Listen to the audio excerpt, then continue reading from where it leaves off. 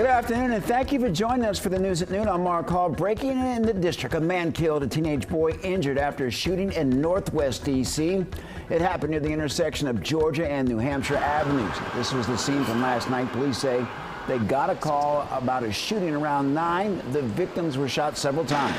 The man died at the scene. The condition of the teenager is unknown, but he has been treated at a local hospital. Police say that they're looking for a black Honda last seen heading west on Quincy Place. Well, staying in the district, protesters rallying against the Trump administration's first 100 days. DC News Now's Jean-Marie Sasay was there.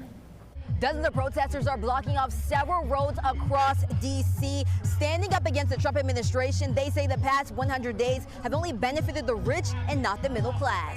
Shut it down! We are not okay with what this administration is doing. Vincent Vertuccio is one of many protesters out in D.C. fed up with the Trump administration. We are seeing regular working folks and immigrants being swept up en masse in these deportation raids. That is horrific. But we're also just seeing all sorts of policies aiming to benefit the wealthy and hurt the poor. I mean, this administration is trying to get rid of Meals on Wheels. It's trying to cut SNAP and Medicaid, and these are programs that struggling people in this country rely on. Labor unions are under attack.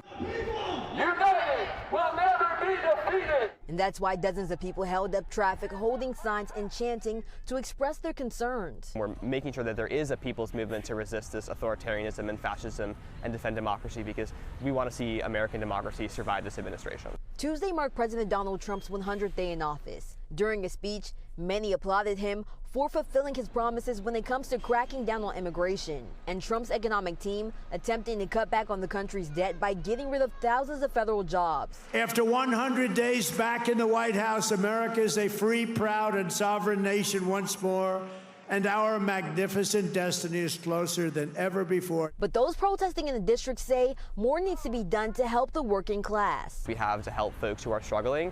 Cutting those programs like Medicaid, SNAP, food for hungry seniors like Meals on Wheels, that's not moving our country in a positive direction. Reporting in Northwest D.C., I'm Jean-Marie Sasay, DC News Now.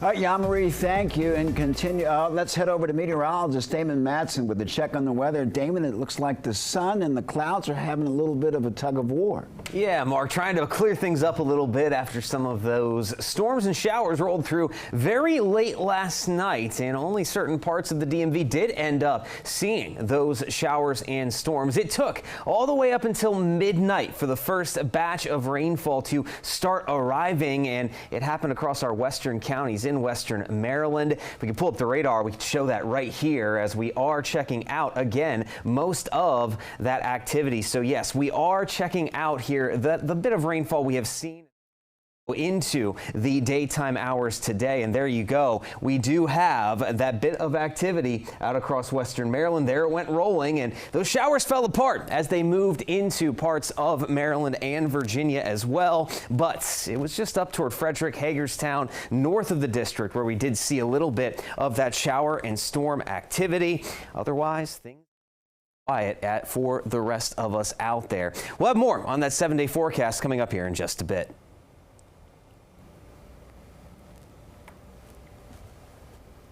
All right, Damon, thank you. And continuing coverage in the case of Kilmar Abrego Garcia, the Maryland man who was wrongfully deported to El Salvador.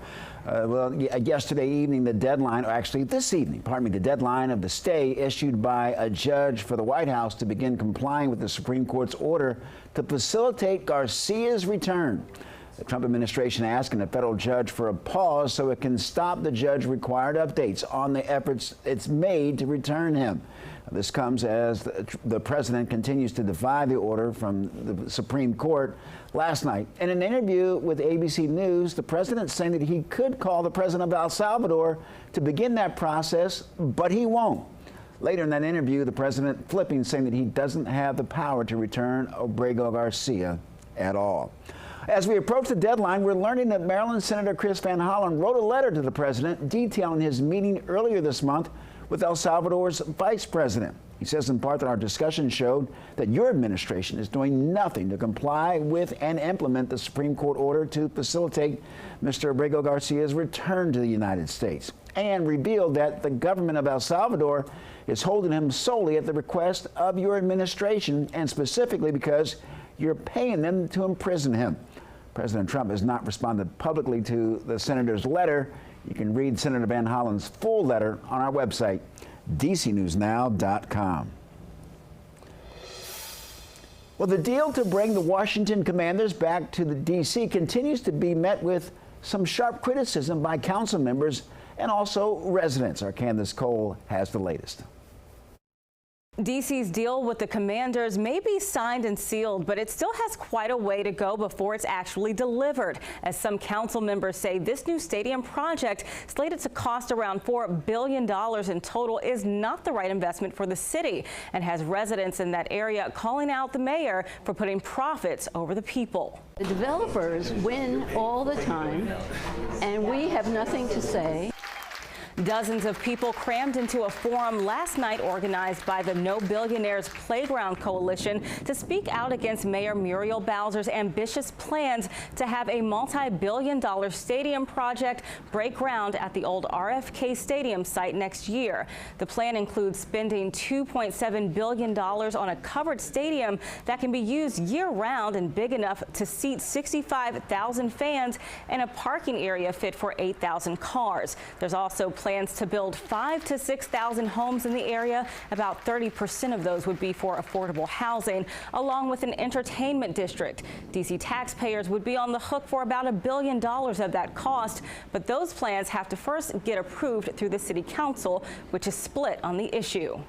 I think it's a bad deal for the city. It's a bad deal for taxpayers. And residents in the area feel they haven't been heard, calling for redevelopment of Ward 7 without a new stadium. Have a stadium and hotels, that means you probably don't have housing and grocery stores, and that's really what folks in Ward 7 say they want and need. Now, if the council approves Mayor Bowser's plan, construction would begin next fall, but so far, council members Brianne Nadeau and Charles Allen are a hard no. In the studio, Candace Cole, DC News Now. Candace, thank you. And this is a developing story. We will continue to bring you new details as they unfold right here on air and online. But you can always find the latest on the Washington Commanders' return to the district anytime on our website, dcnewsnow.com. New details out of Virginia. This is a story that we first brought to you yesterday. Police say that they took a 16-year-old with gang ties into custody after he took off from a traffic stop. Well, investigators say that a Virginia state trooper opened fire after a struggle with the teenager. A doorbell camera capturing the struggle in a Fairfax County neighborhood. Police could be heard yelling before the gun goes off. Virginia State Police say that they then left the scene of this traffic stop at the Burke Station and Main Street in the city of Fairfax. A trooper tracked him to Fairfax County neighborhood where a county officer's help. Police say that the teenager took off. The trooper struggled with him and fired a shot. VSP says the teenager has non-life-threatening injuries. The teen had outstanding warrants, including other pending charges. Well, we're on the move as Metro leaders meet to talk about public safety across the region's bus and rail system. Transit officials praised dropping crime numbers and renewed partnerships between local agencies with helping to keep the Metro system safe. Yesterday's meeting comes weeks after the Metro CEO Randy Clark met with Transportation Secretary Sean Duffy and after Metro Transit Police Chief met with President Trump's anti-crime task force. Clark says a big part of that drop is because of increased fare enforcement. Had hundreds of people do fare evasion that have been arrested for outstanding warrants or had weapons. So all of those things are keeping people off the system that commit other crimes. Well, Clark said that the system is looking into dedicated civilian fare enforcement efforts where non-officers would engage with people trying to tailgate and paying customers or jump gates. He says those conversations are still in the early stages.